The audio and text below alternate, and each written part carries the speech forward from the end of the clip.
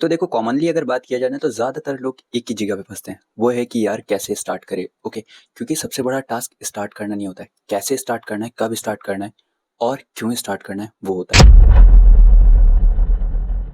Most of जो peoples होते हैं ना, उनमें प्रॉब्लम्स पता है क्या होती है?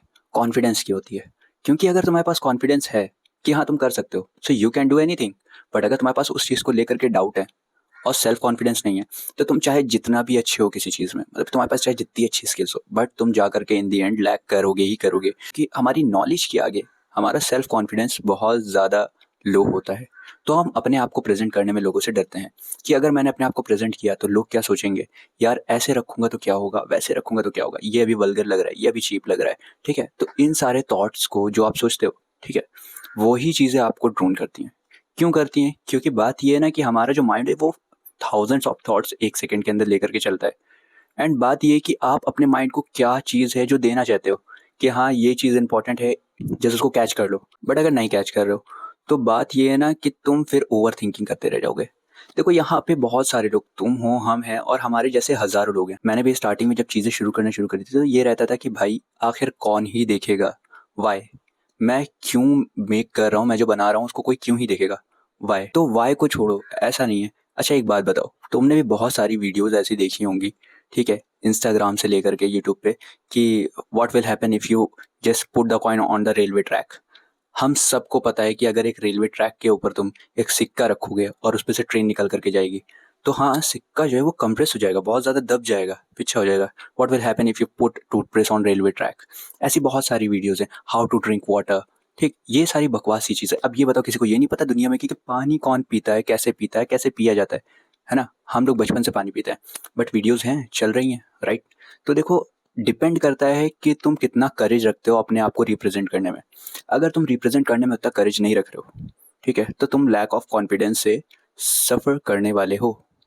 तो क्या करना चाहिए कि जिससे तुम्हारी ये जो प्रॉब्लम्स है वो ख़त्म हो जाए? तो इसके लिए तुम्हें मेरे चैनल को सब्सक्राइब करना पड़ेगा। तो अब बात ये है ना कि तुम में से कई लोग जो इन सारी चीज़ों से सर्वाइव कर रहे हो, वो कैसे अपने आप को और कैसे अपनी चीज़ों को सही करोगे, ठीक है? जिससे कि हाँ, तुम्हारे आने वाले टाइम में ये प्रॉब्लम्स जो तुम्हारे अंदर से है वो ख़त्म हो जाए।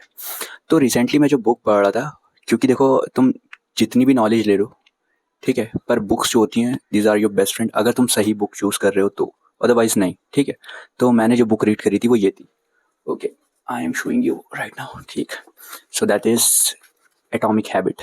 एटॉमिक हैबिट के बारे में मोस्टली आप लोगों ने बहुत ज़्यादा सुना होगा और बहुत ज़्यादा इसके एड्स भी देखे होंगे, यूट्यूब पे भी देखे होंगे, इस पे भी देखे होंगे। देखिए बहुत सिंपल चीज़ की हम ये बता रहे हैं, ठीक है? इस पूरी बुक के अंदर जो चीज़ लिखी हुई है, अगर उसको मैं 2 से 3 वर्ड में डिफ़ाइन करूँ, तो पता है क्या है?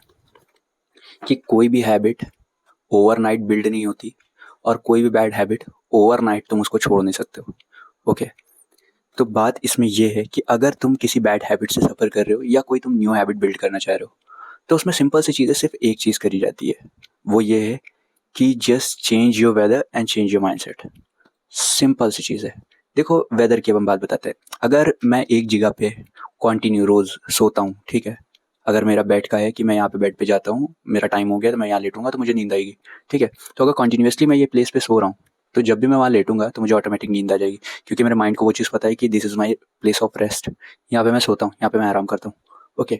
एंड अगर मैं अपनी चेयर पे बैठ करके कंप्यूटर पे वर्क करता हूँ, तो हाँ, मेरा फोकस उतना ज़्यादा इंप्रूव रहेगा because I am on work. मेरे माइंड को पता है दिस टाइम टू वर्क। तो वेदर और एनवायरनमेंट जहाँ पे तुम अपने आप को सेटल करके कोई काम कर रहे हो, तुम्हारा ब्रेन उस हिसाब से उस प्लेस की एक वैल्यू और उस प्लेस की एक जगह बना लेता है कि हाँ, यहाँ पे मुझे ये वर्क करना है, ठीक है? और उसी हिसाब से उस प्लेस के हिसाब से वो एक्टिव रहता है।